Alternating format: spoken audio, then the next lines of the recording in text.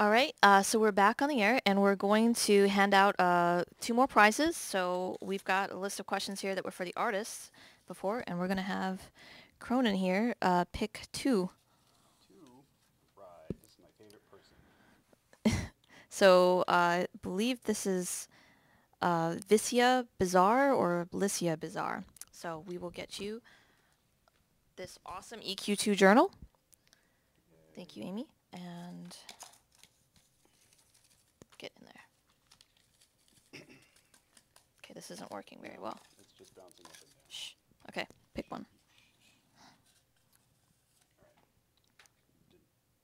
Dunibriel? Yeah, it's that. Dune Rebel gets this awesome EQ2 Atlas. Okay, so what we're going to do right now, we've got Cronin here, and we've got Domino. We're going to have, well, Cronin hasn't introduced himself yet, so I'll have him do that, explain a bit to you about what he does, and then we'll go into random dev discussion. So if you guys have questions for either of these two, feel free to go ahead and let us know, and we'll have them answer them for you. Paul Molina, Cronin. I do lore, quests, storyline stuff, content in general. I think we know the other person. Okay, and so then we've got Emily Domino Taylor, who you of course know as the assistant producer on EQ2. So do you guys, oh, sorry, associate producer, if you guys have any questions, please go ahead and get those going. Otherwise, maybe, Paul, do you want to tell us a bit about what you've been working on for this expansion or the game update? So I've been doing, I was responsible for about half of the racial quests. So I did like the Ratanga, the Troll, Karens, and then I also did the Dismal Rage lines and the Sea Fury lines. So if you find anything wrong, it's my fault. And it's okay to yell at me. I can take it. I've also been working on a lot of the overarching lore, working with like Praethun and Catheel, and doing some work on the stuff that's coming up next. So that's basically been what's on my plate. It's a lot of work. I never sleep. I will not be louder. And I think that's about it. Yep. And is that it? Can I give it to somebody else? Sure. No. So I guess maybe, did you want to talk a little bit about Beast Lord lore or something along those lines? Or? Sure. What can you tell us about Beast Lord lore? What can I tell you? Perfect. That is a great question. Okay, so so for the Beast Lords, I had to do a little bit of research. I worked with some of the EQ1 guys to try to find information about the Beast Lords, and there actually was a lot of stuff that I found that I thought was really cool, but it was stuff that it didn't seem to get translated over into EQ1. And since a lot of players in EQ2 didn't play EQ1, it sounded like the perfect time to reveal both some of the lore that was in EQ1 and sort of touch on some of the stuff that never got told.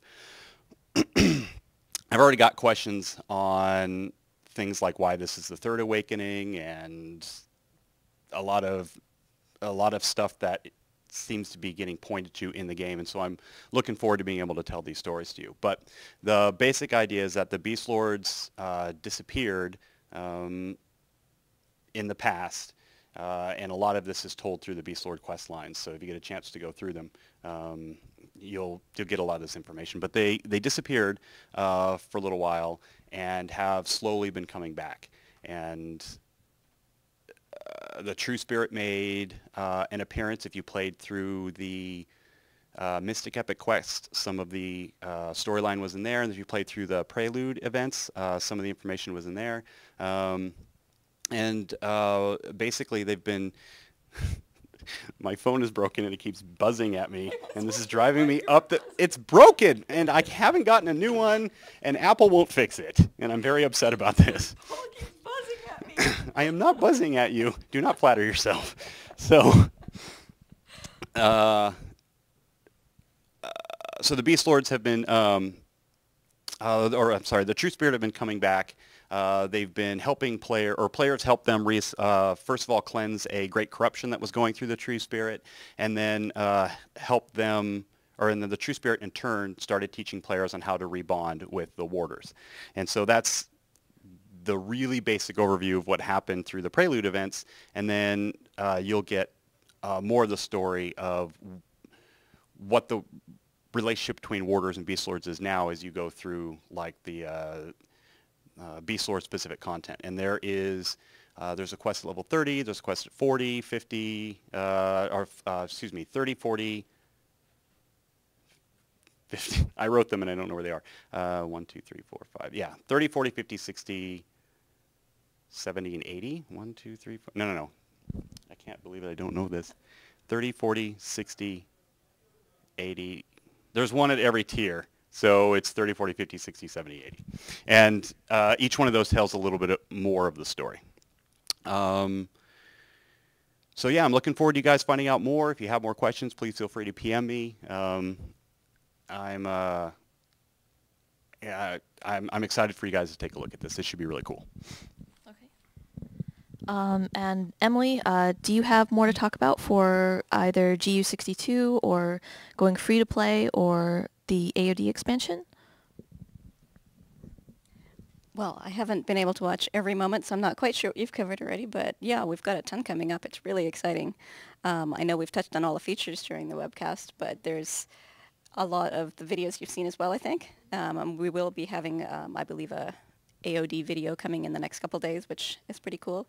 And actually one of the things that I've got to do as associate producer this time around is actually help with those videos, which has been a lot of fun. We've had quite a lot of styles of video. Some of them have been very sort of one-on-one, like behind-the-scenes type, and those are obviously easier from a filming point of view, although maybe harder on the people who have to look at the camera and talk. And then there have been others that have been more cinematic, like the noob video was really cool, and I know even the last game update video, which I thought was awesome. That was a lot of fun to make. That was almost more theatrical. So that's one of many things that I've been doing as the AP, and that's been a lot of fun. So looking forward to getting the last couple of videos out. I know besides the launch video, we've also hopefully got a couple more little sneak peeks coming out after launch, which should be a lot of fun. Okay, cool. Right, and do we have player questions? Yeah. Okay, so we'll be getting those in just a second, so we can have these two answer them, and then we'll be switching over to John and Juan to have another random dev discussion. After that, we're going to be off the air, and we'll talk a bit about the servers and when they're going to be back up, and where you can continue to talk and chat with us until the servers come back up. Okay, thank you. All right, so some player questions here. Senya EQ2 asks, are there any plans to allow crafters to purchase loyalty tokens? Is this something you guys would know? No, I don't. Honestly, I don't know the answer to that. Yeah, I don't know. We'd have to ask. I think we want to ask Akil about that one. Okay. Next. Do you by chance know? We'd have to check with Akil. Okay. All right, so we'll check back on that one. Banarm asks, will Vashir come to EQ2? And another question is, as a ghost. Yeah, I think they're wondering if we'll have like any phantom Vashir or anything. The Vashir won't make an appearance in EQ2 as it is right now. They are referenced in the Beast Lord lore, so you'll hear a little bit about them, but you're not actually going to see any Vashir. Keshar asks, will you continue to re-itemize and fix items, i.e. Blood Iron and DFC? Yes, we're always trying to improve and continue to re-itemize items that need it. So, I mean, we're not just going to stop and say, oh, it's all done now. Definitely we'll continue ongoing efforts.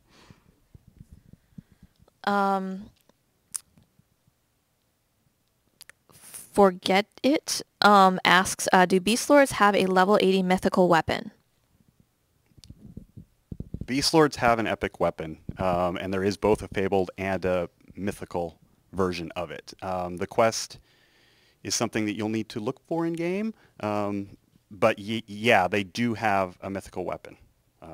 So yeah, go ahead and check it out. Okay, thank you. BizBob asks, is the Keynos revamp free? Yes, it is. Once we go free to play, you don't have to pay at all for access to all content up to the Sentinel's Fate expansion, and that does include Freeport, which was one of our launch cities. So roll up a character, even a bronze level, you can go around Freeport, do everything you want to up to level 90. Okay, cool. Mystic Seeker asks, will there be any changes made to the forums with the merges? Which is actually something I will get to answer. So as of today, if you were on EQ2X or EQ2 Extended, that forum will no longer be available to you. It will be locked down. You can still look at posts for a little bit. I'm not sure how long. But everything now will be transferred to the regular EQ2 forum. So this means that everyone will be posting to there only. So that's the change that will be made today. Other than that, I don't believe that any further changes other than maybe a new design will be made to the forums. And one last question.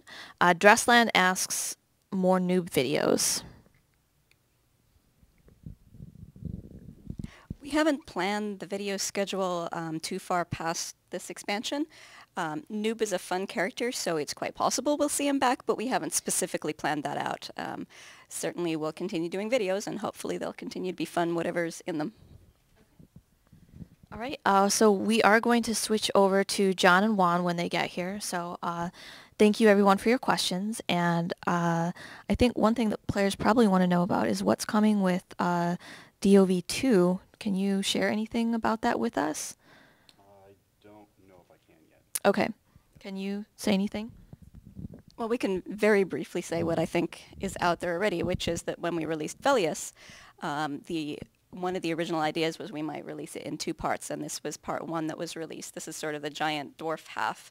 But the dragon part of Velius is as yet unaccessed, and so that is the remainder of Velius, which is still to be discovered, and over the past year, or in fact even more than a year, we're going to be slowly unlocking that. And yeah, it's very exciting. What I've seen is really great, so I'm looking forward to you guys getting a chance to see it too. It's pretty awesome. All right, thank you guys very much.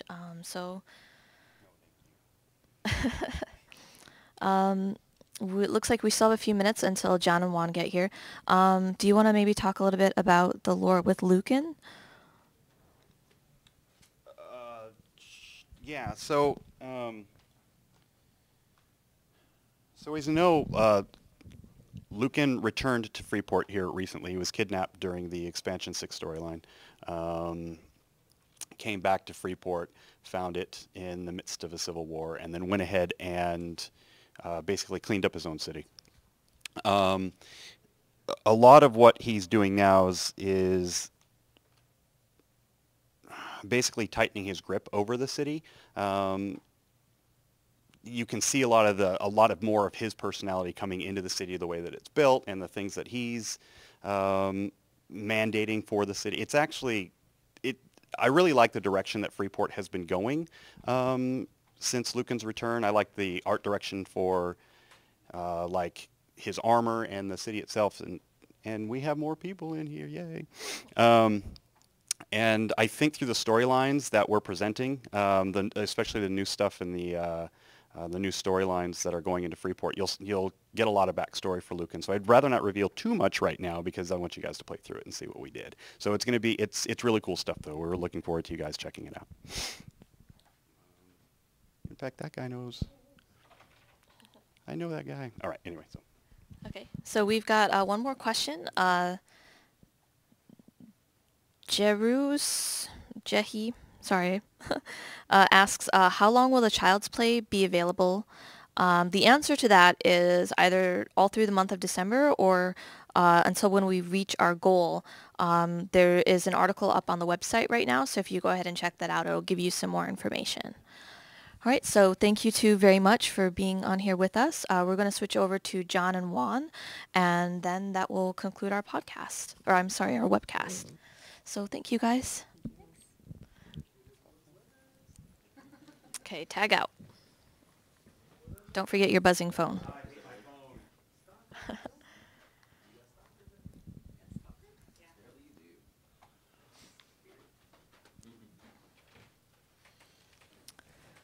Okay. Yep, scoochin'. Okay, so we're here with John and Juan. I'm going to have them each introduce themselves and tell you guys a bit about what they do. Thank you. I'm Jonathan Caraker. My dev name's Prathan. I've been at the company for about 10 years now, coming up on the 10th anniversary. I've worked on Free Realms and some EQ and some EQ2. On EverQuest II, I've been doing mostly content-related stuff. So I've been doing the Freeport revamp, the Greater Fate Arc revamp, New Hallis, and a bunch of stuff for Velius. And let me pass this on to Juan. Hello, my name is Juan Cardenas, and my on forum name is Olahin, and I've been with the company for about 10 years also, and I've been working as a dev for about 5 years, with EQ2 the last few years, and I work on content, previously with PvP as the PvP dev, and now I'm doing population, helping the quest designers with tell the story through the population. Pass it back. All right, thanks. Okay, so we're going to open it up to player questions, but until then, what are you guys most looking forward to about today? We've got the GU62 update, we've got free-to-play coming out, and then we've also got the Age of Discovery. As soon as the servers come up, I want to make an evil beast lord. I want to run through as little content as I can until I get to Freeport, and then do that with the beast lord. I'm really looking forward to playing the new class and the new content. And for myself, I'm also looking forward to make a Beast Lord as well, but I'm also going to try to get it to 10 as fast as possible, and I play on a PvP server, so that's what I'm going to try to go and see how many people I can kill before they get too powerful for me. But other than that, the other thing I'm looking forward is for players to see the difference between previous hoods and what they currently look like. I think Jonathan and Nathan and the rest of the quest designers did a good job in trying to tell a story there, and I think that between Peter Chan, which is the other population designer, and myself, we did a pretty good job of making sure that we could tell the story. So I'm looking forward to see if the players can tell the big difference. All right, cool. Do we have some player questions? All right. Mystic Seeker asks, how will mercs affect PvP? Perfect question for Juan, I think. Well, currently there's a lot of plans being decided on by Brian Ferguson, who would be the PvP designer, and he is looking into that and making sure that they are balanced. They're doing a great job of making sure that there's not a big difference in power, but right now mercs themselves, though, are going to be helpful but not overpowered. So they took all that into consideration, and I think that they're going to be doing a lot of tweaks based on your feedback. Okay, thank you. Prism Cat asks, will I need to redo my hotkeys? Do they mean for Beast Lords or? Oh, the switch over to from the extended server to the regular one. Do they have to change anything? Well, it looks yeah, I'm not sure. I haven't for just as a general rule, more than likely when you go into the game, you're going to have to evaluate your UI again and see if it functions with what you're trying to do. For me, especially as a PvP player, I definitely going to move around my hotkeys to make sure that as a Beast Lord, I have the best abilities right there for me to use. But in regards to the general gameplay, I think that most of them have been kept true to what you have, so there's not going to be very much disruption. And I think the UI team and the coders make sure that they don't disrupt that too much for you. All right, thank you. Darian asks, what is your thing you worked on? Or what is your favorite thing that you worked on? I think the favorite thing that I've worked on so far has been the Freeport content. I think we really did a lot of planning beforehand to kind of figure out what Freeport was and what it was going to be and how that was going to be communicated through the quests. So a good chunk of the time that we spent on Freeport was deciding you know, this is our story, these are our major characters, these are how they interact with each other, and this is how we're going to tell that story. These quests, this is going to tell this part of it, this is going to tell this part of it.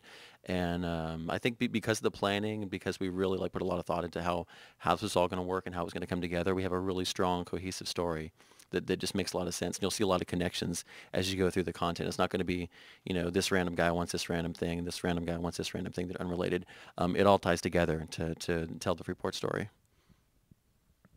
And then for me, one of my favorite things is also making sure that we get the story in with the characters. So we had a lot of time working with the artists.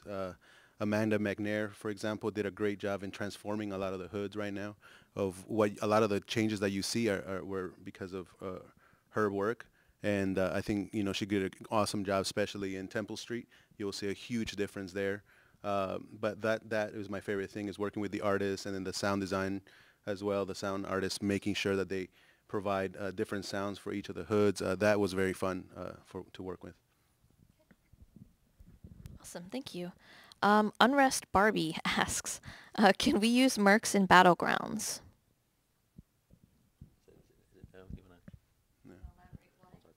Currently, I don't believe that they're allowed to be used in battlegrounds. I'm not 100% sure at the moment, but again, just to make sure that we first take a look at the balance once they're being played. I think that's one of the things that the mechanics team is going to take a good look at and make sure that they're usable there. I don't think it's going to be as fun for players to bring them into the battlegrounds, mainly because if they get killed, the whole 5-minute waiting time is not very good place for them. So as of now, I would say no, and I also don't foresee them to be used either. All right, thank you. Do we have any more questions? Okay, it looks like we've got one more question, and then we'll be off the air. What we will be doing, we have 2 Z-board keyboard things that were original EverQuest II ones. So what we're going to be doing is we're going to be giving these away on Facebook. We'll have to move this here, and we'll give more details there later on that. The last question is Garg G Oasis. Will the other epics be adjusted with the new Beast Lord epic?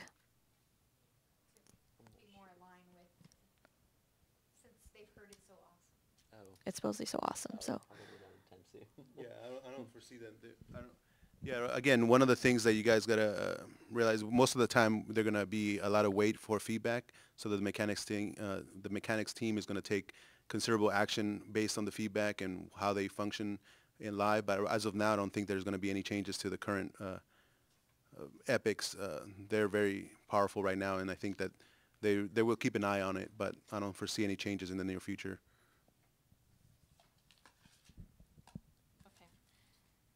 So based on the questions that we got for the last 2, we're going to be giving away the last 2 items, which... Did we draw names for Emily and Paul's questions? They're both in here. Oh, okay. So we've got this little EQ2 Knight guy, and we have this Beast Lord lighter. So I'm going to be mixing that up a little bit. All right, I need you to draw one. Okay, I'll have you draw one. Okay, so...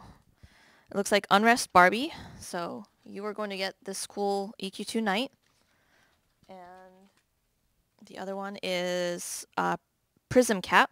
You're going to get the EQ Beast Lord Lighter. So thank you guys very much for your time, and congratulations to the winners. We are still looking at a little bit of downtime still.